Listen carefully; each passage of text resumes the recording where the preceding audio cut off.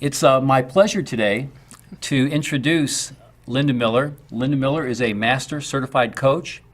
She's also the Global Liaison for Coaching here at the Ken Blanchard Companies.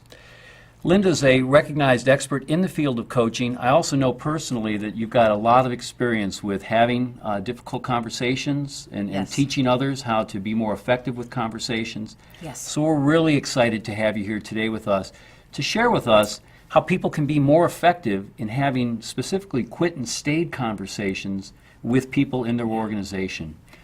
Linda, one of the questions that I wanted to ask you to kind of get us started is, when someone has quit and stayed, what is it that they really need? That's a great question, and as we get into that answer, welcome everybody. I understand we've got people from all around the world, and it's delightful to be here with you. Yeah, that's a great question about what do people need who have quit and stayed. You know, a lot of times they need a place to just talk, and to be able to talk without any judgment, without any interpretation of what that might mean.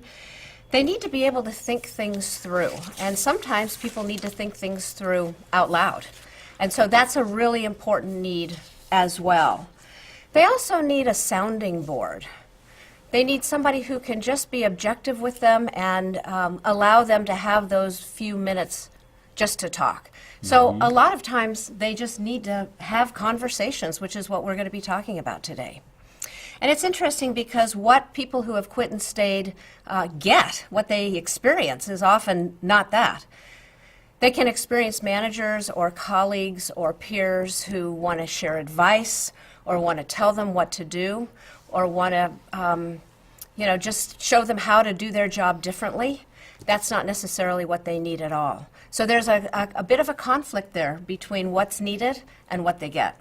Yeah, you know, that makes a lot of sense, Linda. Just the whole idea of the manager comes in, and really, I'm sure it's a difficult situation. It's been weighing heavy on their mind. You know, they want to address this. Of course, they've had a lot of internal conversations with themselves, kind of imagining and running through this. So it's a great point that you make. Yeah. What people need, and then what they typically experience, two different things in most organizations. Very different things in most organizations, and one of the other things that happens is that they need to have those conversations, as I said a minute ago, and people are avoiding them. Or they're kind of delaying those conversations or even starting the conversations.